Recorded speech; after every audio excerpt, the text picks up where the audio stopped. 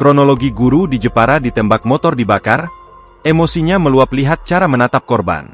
Polres Jepara berhasil menangkap pelaku penembakan guru madrasah Desa Buaran, Kecamatan Mayong, Kabupaten Jepara.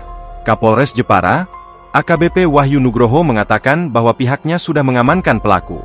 "Ya sudah ditahan," kata Kapolres Jepara kepada Tribun Jateng, Selasa, 26 November 2024.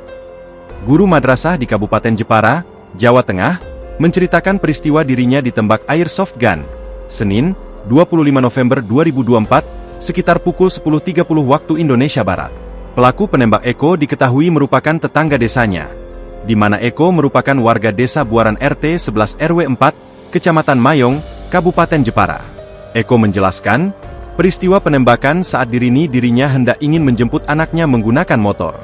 Sesampai di perempatan Jalan Dukuh Kepel, Desa Buaran, Kecamatan Mayong, Kabupaten Jepara, Eko bertemu dengan pelaku yang mengendarai mobil sedan Camry warna hitam. Waktu itu, Eko langsung diserempet oleh pelaku. Di perempatan Kepel Desa Buaran diserempet mobil warna hitam Camry, ucapnya. Meski diserempet, Eko sempat berhenti untuk mengetahui yang melakukan penyerempatan dirinya.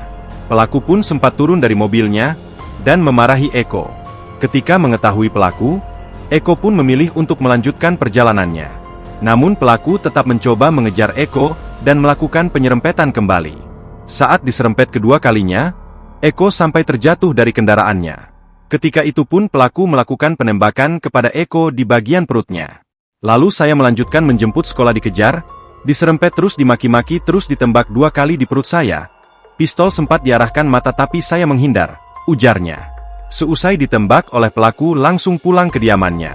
Sedangkan Eko pergi ke bengkel terlebih dahulu, lalu pulang ke rumah. Sekiranya pukul 13.30 WIB, Eko berangkat ke madrasah mau ambil motor namun kaget melihat keadaan motor terbakar.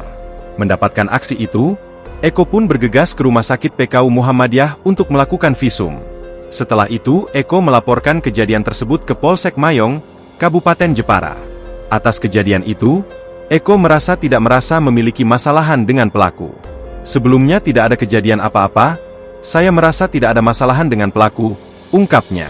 Untuk alasan pelaku berani menembak korban, lantaran tersinggung dengan cara melihat korban kepada pelaku.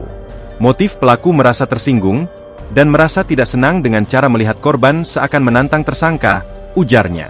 Dari keterangan tersangka pun, pelaku dan korban sudah saling kenal namun tidak terlalu dekat. Download Tribun X sekarang, menghadirkan lokal menjadi Indonesia.